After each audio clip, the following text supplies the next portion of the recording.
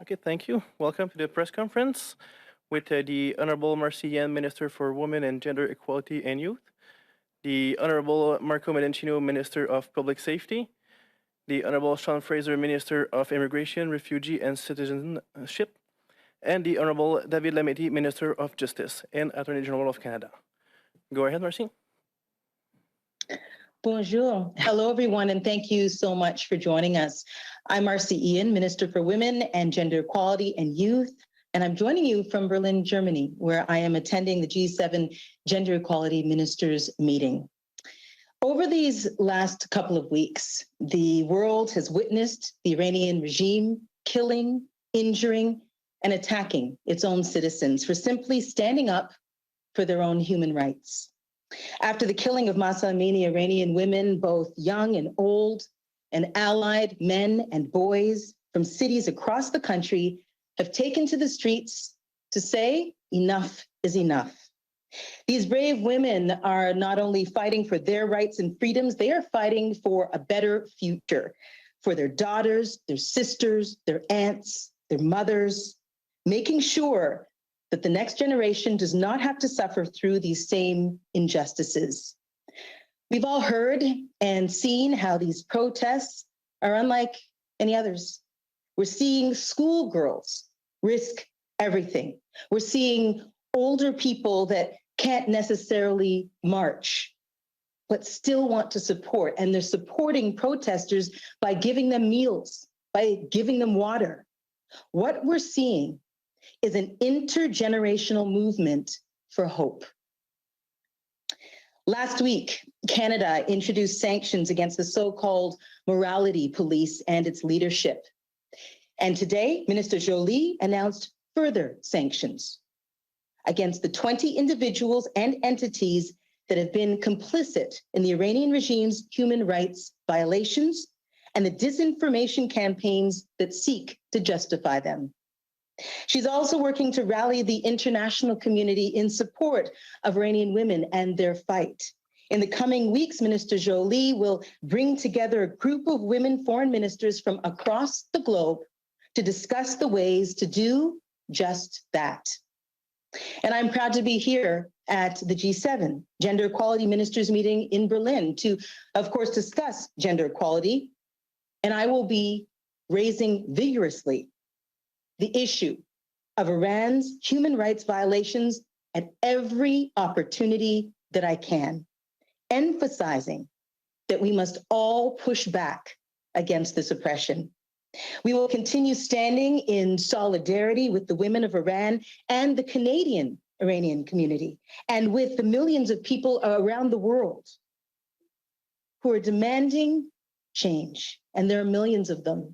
And I want to make this very, very clear that this is not about headscarves and whether or not they should or should not be worn in public. This is about respecting a woman's right to self-determine her own path. Self-determine her own path. This is about women and people of Iran that are demanding change from leaders that refuse to respect its citizens' basic human rights. Canada will continue standing in solidarity with Iranian women and girls because, frankly, too many lives have been cut short, injustices inflicted, and dreams destroyed. Thank you very much. Merci. To speak more about the measures that we've announced, I now hand things over to Minister Mendicino. Thank you, Marci. Good afternoon, everyone. Bon après-midi tout le monde. And as we begin, I would like to acknowledge that both I and Minister Lametti are joining you today from the traditional Mi'kmaq territory. We're here today because we all agree with a clear, principled, and powerful premise. The Iranian regime must be held accountable for its systemic violation of human rights, for its brutal attacks, torture, and killings, for all of the lives lost in the downing of PS 752, for Mahsa Amini. C'est un régime qui a tué ses propres citoyennes. C'est un régime qui a aussi tué nos citoyennes. Iran is a violent theocracy that has shown a flagrant disregard for human rights and a pernicious support for terrorism in the Middle East and beyond. Today and every day, we hold in our hearts the 55 Canadians, 33 permanent residents, and 88 other foreign nationals who were brutally murdered when Flight PS 752 was shot out of the sky over 2 years ago. And we renew our demand that Iran fulfill its international legal obligations and ensures transparency and justice for all of its actions. Nous continuons à les soutenir ainsi que tous ceux qui ont perdu des êtres chers dans cette tragédie. Nous sommes également aux côtés des femmes courageuses d'Iran qui font entendre leur voix et exigent un changement. Au cours des dernières semaines, nous avons renforcé les mesures contre le régime iranien qui sont déjà parmi les plus sévères de tous les pays du monde. And today I'm going to expand on the significant sanctions and steps we are taking here in Canada to hold the regime accountable that fall within my portfolio. Firstly, we're ensuring that no one responsible for these egregious human rights violations can ever come to Canada again. Tout d'abord, nous veillons à ce qu'aucune personne responsable de ces violations flagrantes des droits de la personne ne puisse plus jamais venir au Canada. And to accomplish this objective, we're using a powerful and sparingly used provision under the Immigration and Refugee Protection Act to designate the entirety of the Iranian regime as an entity that is a serial violator of human rights and one that commits acts of terror. Further, we will be designating senior officials of the Iranian regime as inadmissible, including the senior echelons and members of the Islamic Revolutionary Guard Corps, or IRGC as is known, and its top leaders. And this could prohibit more than 10,000 officers and senior members who have engaged in terrorism and violated human rights from ever setting foot in Canada again. Designating regimes as inadmissible under IRPA is a tool employed very rarely because it's reserved for the most egregious human rights violations around the world. And in this case, it is clearly fully warranted. Deuxièmement, nous faisons avancer la législation au Parlement qui rendra les personnes visées par les sanctions inadmissibles. Second, we're advancing legislation through Parliament that will render those subject to sanctions as inadmissible. Cela inclut les 25 membres du régime iranien contre lesquels nous avons annoncé des sanctions la semaine dernière et bien d'autres. Plus important encore, cela concerne les hauts dirigeants militaires comme ceux de corps des gardiens de la révolution islamique, de la force Quds et des services de renseignement qui sont directement responsables de la brutalité et des crimes. Finally, we know that sanctions are only as strong as our ability to enforce them. And that's why we're bolstering capacity on the front lines to implement sanctions on the regime and to hold those responsible to account. We're investing $76 million for law enforcement agencies and other personnel so we can enhance our capacity to seize and freeze assets that would otherwise be used to advance the Iranian regime's interests. Nous investissons quelques 76 millions de dollars pour aider nos organismes d'application de la loi à agir rapidement pour saisir des biens, recueillir des preuves et plus encore. This will significantly increase the RCMP's capacity to investigate, lay charges, and take action against those responsible. This funding will see the addition of up to 30 new RCMP members and public servants who will track the assets of those who are sanctioned and seize them. Beyond our borders, this funding will help Canada crack down on those who would use every effort to evade law enforcement and justice. It will reinforce the RCMP's work to track vessels on the high seas and monitor compliance. Finally, the funding will help the RCMP broaden and deepen its relationship with international partners to ensure that those who are sanctioned have nowhere to hide. And it will also support work by Global Affairs and a variety of other departments and agencies across government. Most importantly, this investment will give Canada the tools that it needs to enforce all of the sanctions we have introduced against Iran, which will allow for the seizure, forfeiture, disposal, and redistribution of assets from those that are sanctioned. Canada is a global leader when it comes to these sanctions, and we will never be a safe haven for anyone who would attempt to use this country as a place where human rights can be violated or to facilitate any act of terror. En conclusion, je tiens à saluer tout ce qui, en Iran, au Canada et dans le monde entier, qui continue d'exiger un changement. Nous sommes avec vous et nous agissons.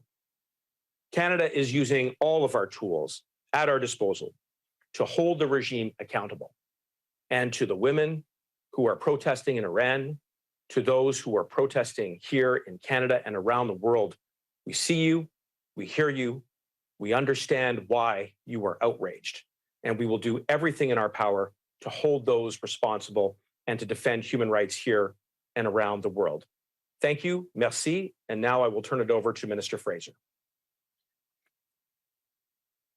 Thank you, Minister Mendicino, Minister Ien. It's good to see you both. Bonjour tout le monde. C'est un plaisir d'être ici avec vous aujourd'hui.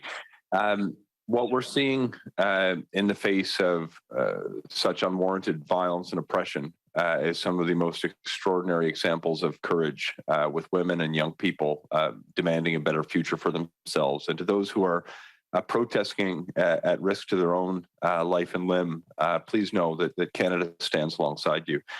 Je me joins à mes collègues pour appuyer les peuples iraniens qui se soulèvent contre ce régime oppresseur. Last week, the Prime Minister and the Deputy Prime Minister announced the intent to pursue a designation of the Iranian regime, including the IRGC and its top leaders, under the Immigration and Refugee Protection Act. Minister Mendicino on some of these points, but it's important for folks to understand that this designation is going to capture an extremely broad range of individuals tied to the regime and not just the IRGC. It's going to include senior officials of the regime that will be rendered inadmissible to Canada for their engagement in terror, for systemic and gross human rights violations. Canada contre les cours des gardiens de la révolution islamique et d'empêcher les personnes sanctionnées de venir au Canada. When these measures are in place, the designation of the Islamic Republic of Iran as a terrorist regime will render all senior officials of that country inadmissible. This includes not only heads of state and military leaders, but also intelligence officials, senior public servants, diplomats, and members of the judiciary. To further strengthen our ability to hold Iran accountable, we have previously tabled changes to the Immigration and Refugee Protection Act that will allow our sanctions to be more effective from an inadmissibility point of view.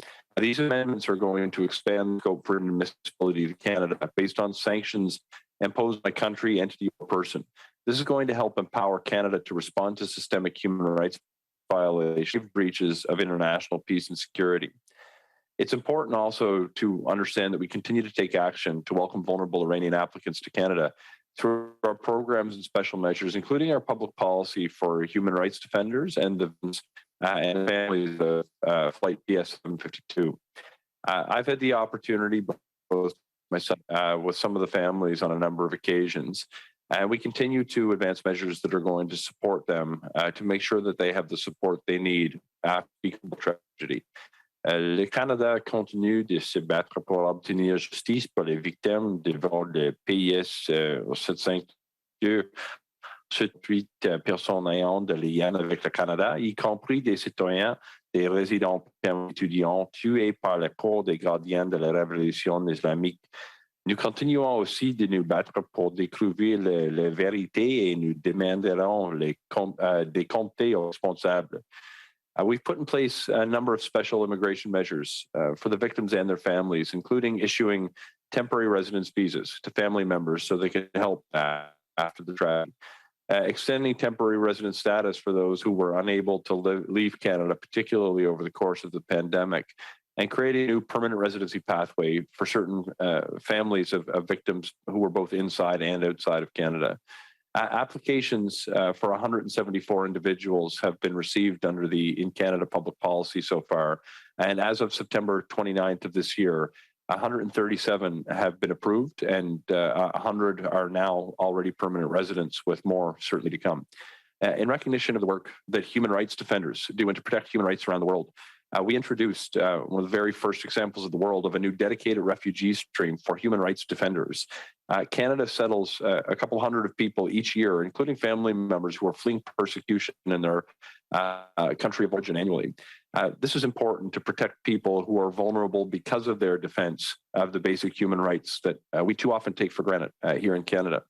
But when it comes to Iranian officials and members of the regime, Immigration, Refugees and Citizenship Canada is going to work with Canada Border Services Agency, Public Safety, and all impacted departments to ensure that those who have implemented repressive measures, violated human rights, and spread the Iranian regime's propaganda and misinformation will not be able to use Canada as a refuge or safe haven. I've spoken to members of the Iranian Canadian community in different parts of the country, but here at home as well. They've made it clear that they do not want Canada to be a backyard for bad actors who are part of the Iranian regime. And with the measures that we're describing today, we're going to ensure that we do not allow senior officials within the regime to come to Canada at all. As I said at the outset of my remarks, we are so impressed with the courage of the protesters and the young people and the women who are taking to the streets, the aggressive Iranian regime. And I want you to know that we're watching and we are doing what we can to support you. I'm pleased to turn it over to my colleague, the Minister of Justice and Attorney General for Canada, Minister Lametti. Thank you. Merci. Merci, Sean. Hello, bonjour. J'ai le plaisir de me joindre à mes collègues ici cet après-midi du territoire traditionnel des Mi'kmaq pour expliquer plus en détail les mesures importantes que notre gouvernement prend à l'encontre du régime iranien. Nos actions seront efficaces et percutantes. Elles sont le meilleur moyen de riposter aux incroyables violations de droits de la personne commises par le régime iranien. Grâce à ces mesures, le Canada se tient aux côtés de tous les Iraniens, plus particulièrement des femmes courageuses qui se battent pour leurs droits fondamentaux de la personne. In Canada, we have a full suite of measures to protect our country and keep Canadians safe from threats, including threats posed by terrorism and violent extremism. One of those tools is the terrorist listing regime in the Criminal Code. I know that some have suggested we list the IRGC. I'm here to tell you that the path we have chosen is better at targeting the Iranian regime and better at keeping Canadians safe. We are targeting the most reprehensible members of the IRGC and the Iranian regime, their senior leaders. We are also making sure that we don't hurt ordinary Iranians and Iranian Canadians who are fighting the regime or fleeing its human rights abuses. Canada has taken several strong steps to address the terrorist activity sponsored by and committed by the IRGC. Iran is designated as a state supporter of terrorism under the State Immunity Act. We have listed the IRGC's Quds Force as a terrorist entity. And we have also listed several terrorist groups that are supported by IRGC Quds Force, including Hezbollah and Hamas. In June 2019, Canada added 3 new Iran-backed groups to the Criminal Code list: the Al-Ashtar Brigades, Harakat al-Sabirin, and Fatamayun Division. We use the Criminal Code terrorist listing when it is the best tool to target and isolate a terrorist group. But the terrorist listing provisions of the Criminal Code are a blunt instrument. Sometimes they do not give us the precision we need to target the truly bad actors without catching innocent people as well. The IRGC is part of Iran's military. Military service is mandatory for many Iranians, including those who do not support the regime. There are Iranians who left the country to move to Canada and have served in the IRGC. What does this mean, practically speaking? L'ajout du corps des gardiens de la révolution islamique sur la liste des groupes terroristes pourrait avoir des conséquences bien réelles pour des personnes au Canada, ainsi que leurs amis et leurs familles à l'étranger, notamment ceux et celles qui se battent contre le régime et tout qu'il représente. Cela limiterait la capacité de ces personnes de soutenir leurs amis et leurs familles en Iran. Une personne au Canada pourrait être tenue criminellement responsable d'avoir fait parvenir de l'argent à un proche conscrit au sein de corps des gardiens de la révolution islamique en Iran. Cela pourrait donner lieu rapidement à des actes de représailles de l'Iran envers les forces armées canadiennes, mettant ainsi les soldats canadiens en danger. Les mesures que nous prenons sont concrètes et elles auront un impact. Elles montrent que nous condamnons l'appui du régime iranien au terrorisme et sa mauvaise influence dans leur région. Elles démontrent également notre soutien envers les femmes iraniennes et leurs défenseurs qui continuent de manifester pour faire valoir leurs droits fondamentaux de la personne. Mahsa Amini's death reminds us that the fight for women's freedom is far from over, and we will hold the Iranian regime accountable for Mahsa and for every woman fighting for her freedom. Thank you. Merci. We will now start the question period. As a reminder, one question and one follow-up. People on the Zoom, I will please use the raise hand function to ask a question. We'll start with Dylan Robertson. Go ahead, Dylan. Hi, thanks for taking our questions. Minister Mendicino, what is your personal view on listing the IRGC as a terrorist group? Should we have done that? Well, I want to be clear that members of the IRGC are terrorists, are facilitators of human rights violations. And the step that we are taking today is a strong and robust one, where we are not just targeting the IRGC, we are targeting the entirety of the Iranian regime and designating it as a serial violator of human rights and a facilitator of terrorism. And as you heard Minister Lametti explain, using this power under IRPA, which has only been used a handful of times before in the entire history of that particular statute, in places like Rwanda and in Bosnia, where we've seen not only human rights violations, but genocide. It conveys just how serious we take this step. And most importantly, as a result of taking the step of designating the entirety of the regime, we are going to be able to target those who are most responsible within the IRGC and across the entirety of the Iranian regime and ensure that they never step foot in Canada again, and ensure that they never use Canada as an avenue for moving assets, moving funding, or in any other way supporting Iran's interests.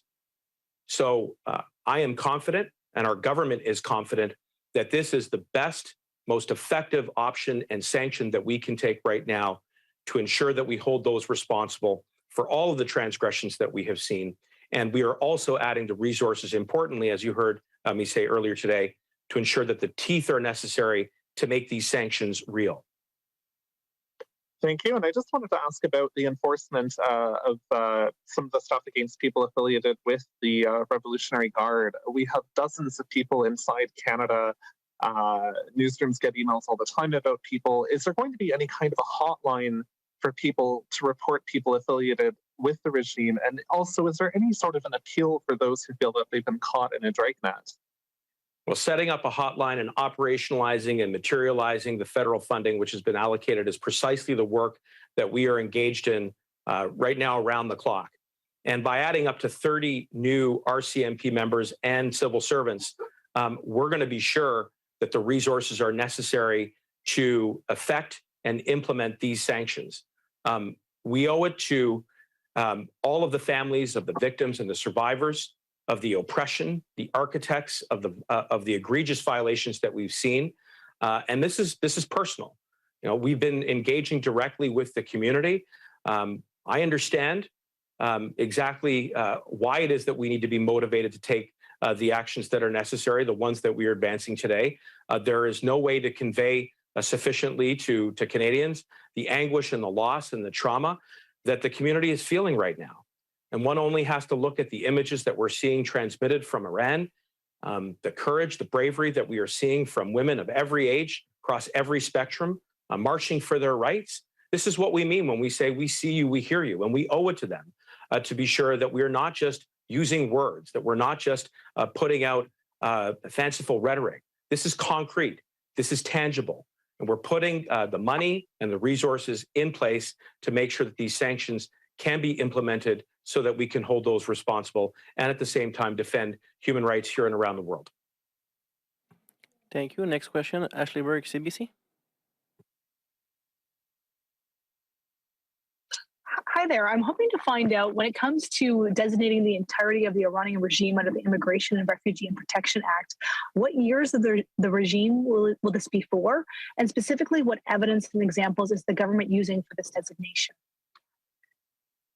Well, I'm happy to take that question for starters, and then we'll pass over the mic to Minister Lametti if he has anything to add. But under the law, under the provision that we're using under IRPA, the threshold for designating a regime is reasonable grounds, which is a flexible legal threshold. And right now, the Canada Border Services Agency is, again, working assiduously to marshal the evidence to ensure that we meet this threshold, as we are confident we will do, given the very obvious and public record when it comes to human rights violations, tortures, killings, transgressions.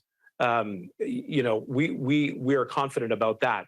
But most importantly, as a result of making that designation under IRPA, it will allow us to do some other things, including rendering those most responsible inadmissible. And you've heard me and others cite very large and significant numbers of those who are facilitating the kinds of activities that fall four square within the provision in the range of 10,000. And it will also ensure that Canada cannot be used as a safe haven to move money or to move illegal proceeds and the like. So it's not just that we are designating the entirety of the Iranian regime, it's what it allows us to do in practical and clear terms, which is to ensure that Canada is not a safe haven for anyone that would try to support the Iranian regime's agenda. And obviously, Minister Lametti. Maybe Minister Fraser. Okay. All right. Minister Lametti says he has nothing else to add. Why is the government making this announcement before that work was done, this evidence is collected?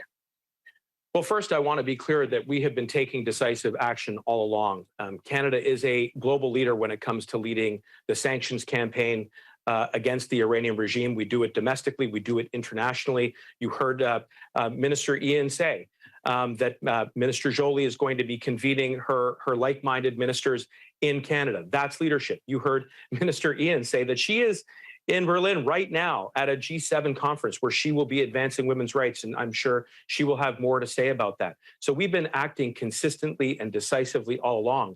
I also want to say that in the wake of the PS 752 tragedy a little more than 2 years ago, that we stood with those families, we grieved with those families, we created the pathways, as you heard Minister Fraser say, to allow them to repatriate their bodies so that they could be together at that difficult time. We created new pathways so that those Iranians who lost a loved one on that flight could come to Canada, either temporarily or permanently, should they choose to do so. We did everything, and we will continue to do everything to support those families. They're at the very center of our thoughts and our concerns, and that's what our motivation is to exhaust all efforts to continue to hold those responsible in Iran and to bring them to justice. But I'll perhaps turn it over to Minister Ien to expand.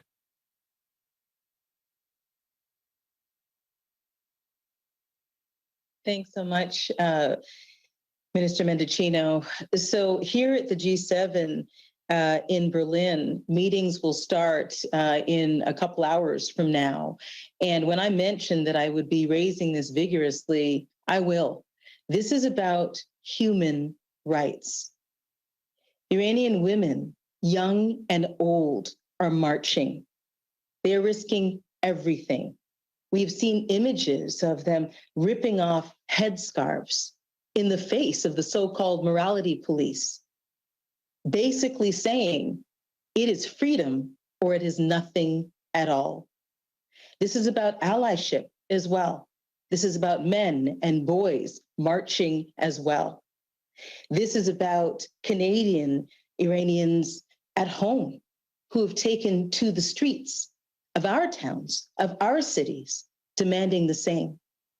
My American counterpart here at the G7, I was just with her a little while ago, is Iranian by birth. She moved with her family to Florida when she was 3 years old, just before the regime change. She told me just a little while ago that she is concerned, so concerned about her family, trying to reach her family.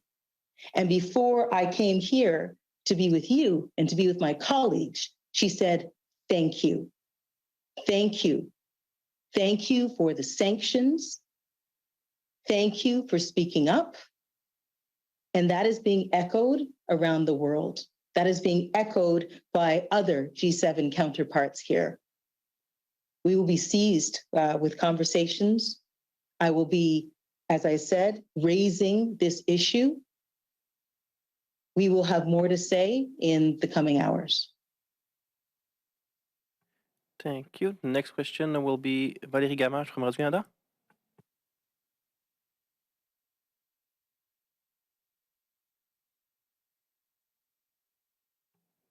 Valérie, you can go.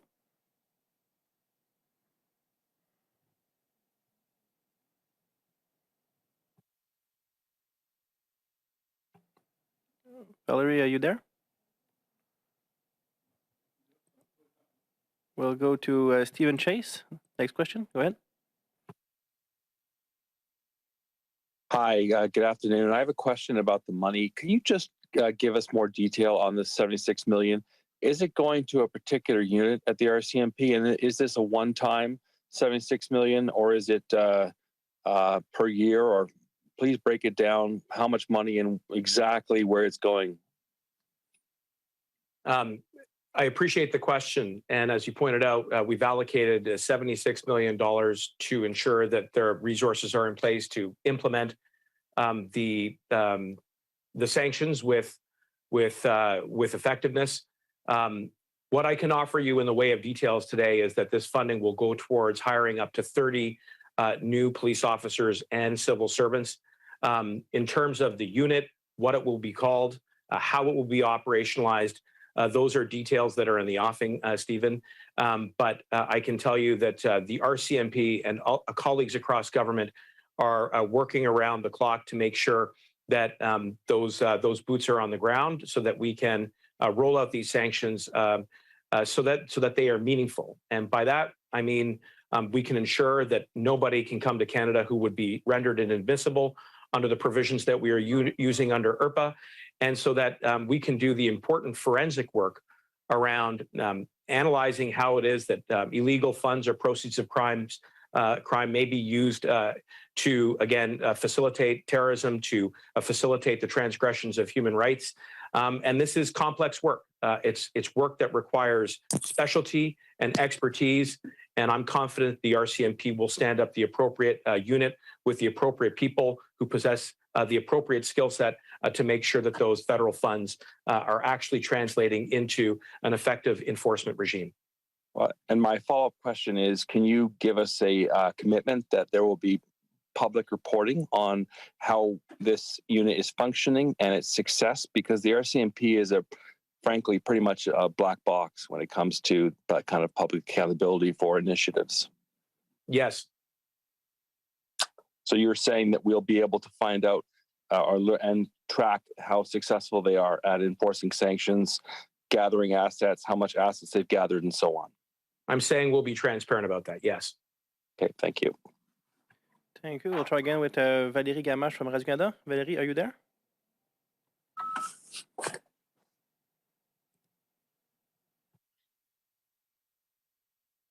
Est-ce que vous m'entendez maintenant? Oui, tout à fait. Ah, super, bonjour. J'aurais deux petites questions en français. Premièrement, sur cette unité, justement, de la GRC. Est-ce que, en fait, je veux savoir de quoi seront-ils équipés? Donc, quels seront leurs pouvoirs et combien de temps on se donne pour faire tout ce travail-là? Est-ce qu'il y a un timeline là, qui a été établi de se dire, on aimerait ça, par exemple, d'ici le début de l'année, être en mesure d'avoir ramassé telle et telle preuve, etc. Là. Donc, tout d'abord, le travail a déjà commencé avec la SFC qui qui sont un des dirigeants de le processus de l'enregistration de l'RJC et l'application de ce processus vont résulter dans les autorités pour rendre inadmissible eux qui sont les plus responsables, qui travaillent dans le gouvernement d'Iran. Et peut-être pour quelques autres détails de le processus, je vais passer la parole à la ministre Lametti, si vous voulez. Merci. J'ai pas vraiment autres détails à ajouter parce que ça tombe sous la GRC et l'organisation. Mais je souligne ce que le ministre Mendicino vient de dire. C'est sérieux et ça va être un processus qui va nous donner la flexibilité vraiment d'attaquer les personnes qu'on voudrait attaquer et de ne pas attaquer les Canadiens, les Irano-Canadiens qui on voudrait pas punir pour être contre le régime, mais qui voudraient appuyer leur famille.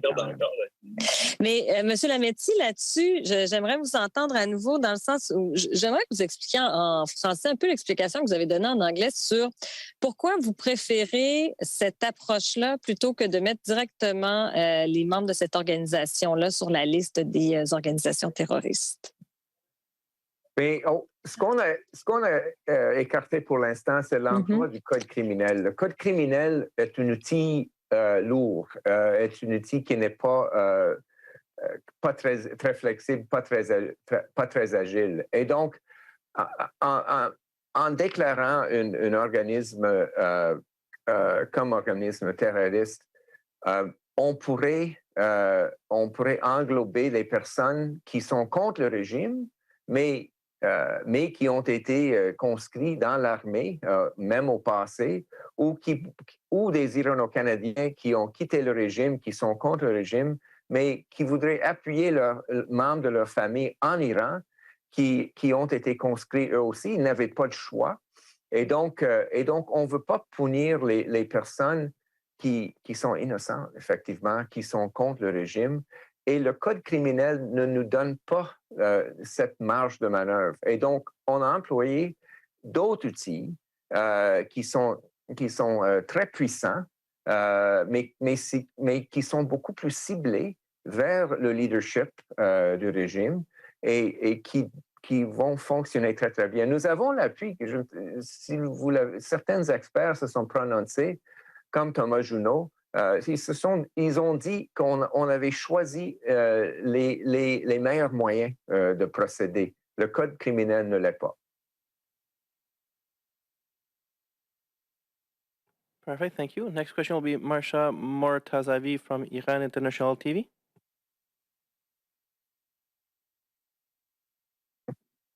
Hello, thank you for taking my questions. I'm asking on behalf of many Iranians who are worried about the people who are already in Canada with ties to the Islamic Republic of Iran and doing money laundering activities and also threatening people with Iranian Canadian backgrounds.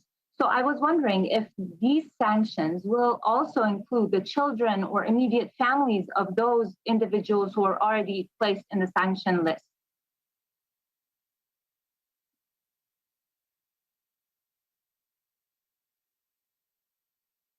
I don't know if Minister Fraser, did you want to comment on that particular question? Yes, thank you very much for this question. And look, this is a very important area that's been flagged for me with those who are already in Canada that have concerns about family members of regime members who are in Canada. It can be a little bit nuanced, but to cut to the point, when someone is deemed inadmissible, as a result of their connection to the regime, their family members can be deemed inadmissible as well.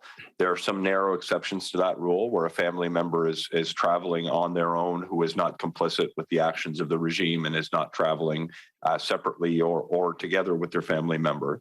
But it can result in the revocation of status of people who are actually already in Canada that become subject to this status as inadmissibility. The exact process that's followed varies slightly depending on the nature of a person's status as a temporary or permanent resident.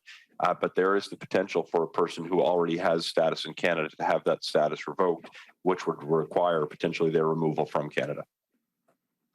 Okay, thank you. And my follow-up question would be in regards with people who are applying to immigrate to Canada with ties to the Islamic Republic of Iran, but they are not listed as the individuals who are put on the sanctions list. They might have their family names changed or whatever way to go around all the sanctions. Is there any way, or is there any organization that is supervising how people can immigrate to Canada with ties to the Islamic Republic?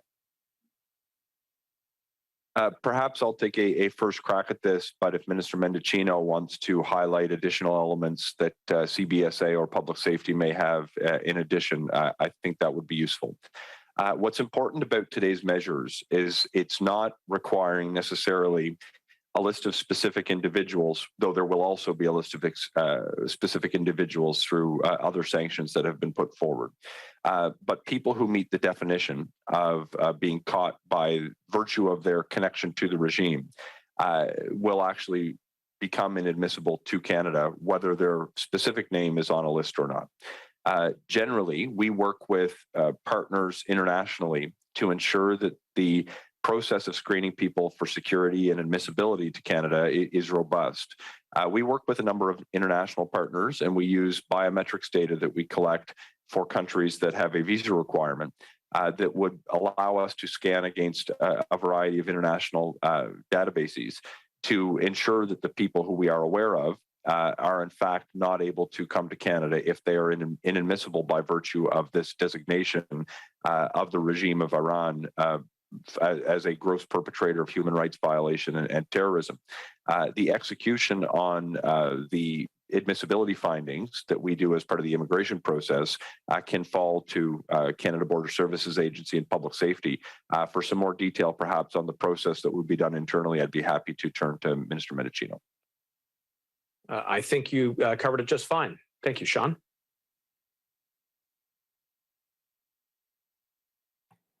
Perfect. Is there any more questions? Dylan Robertson, go ahead. Hi there. By which date will each of these initiatives come into force? Well, I will just emphasize again that this is work that is being done tirelessly right across the government. And so our intent is to implement them as quickly as possible. And we've put in place the federal funding to make sure that that happens. Okay, so I'm not hearing even a ballpark timeline here. So are you withholding the timeline, or do we actually have no working estimate right now? No, I mean, if pressed, I would tell you that we're not talking about months. I would say certainly within weeks, and we're already putting in place the pieces that are necessary to commence that work. So this is work that is already well in hand, and implementing it and rolling out is going to be our focus, again, around the clock, including the additional resources which are going to be put in place as a result of the $76 million which we've allocated to ensure that we can hold those who are responsible for these transgressions accountable and to be brought to justice. Perfect. We'll now go with Julien Guignac from CBC.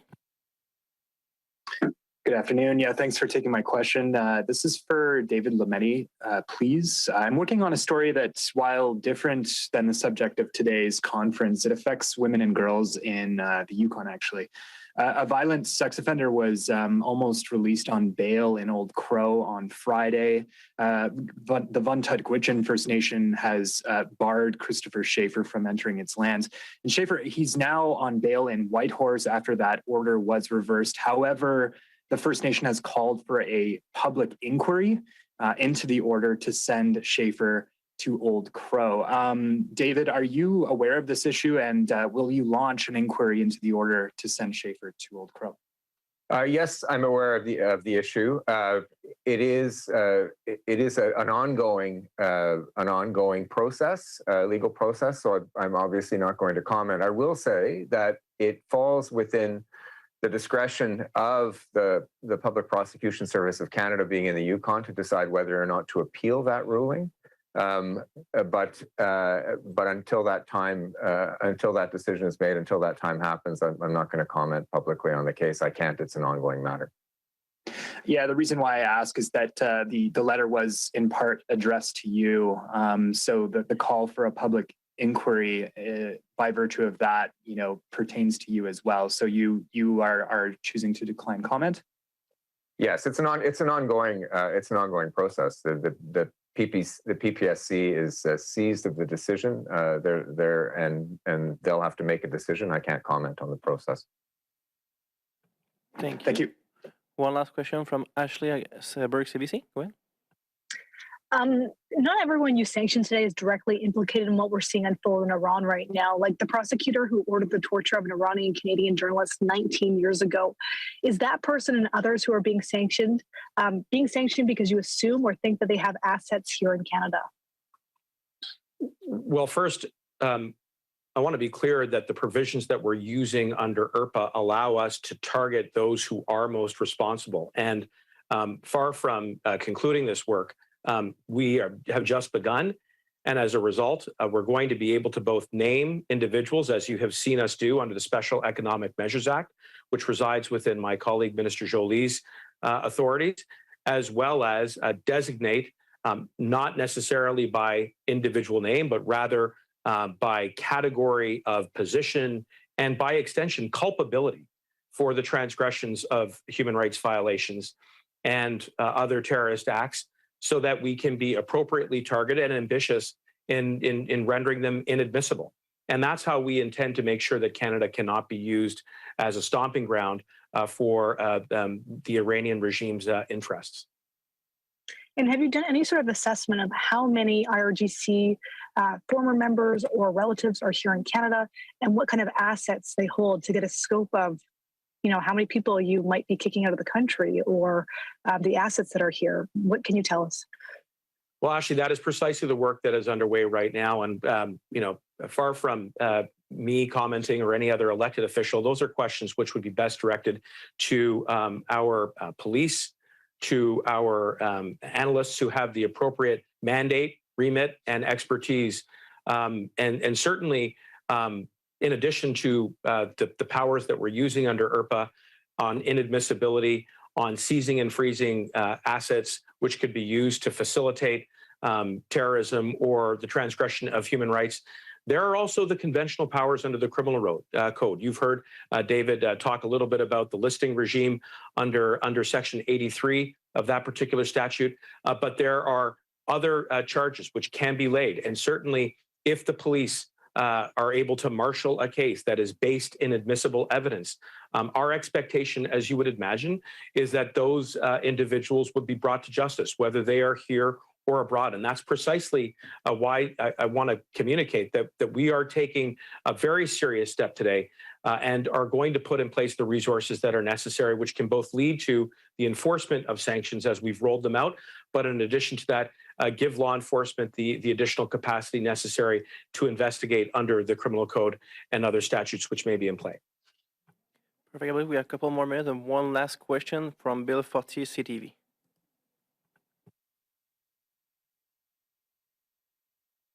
Hi there. The question is for Minister Fraser. Mr. Fraser, last night CTV featured the story of Farzana Adel Gadia, a defender of women's rights in Afghanistan who's been denied entry to Canada.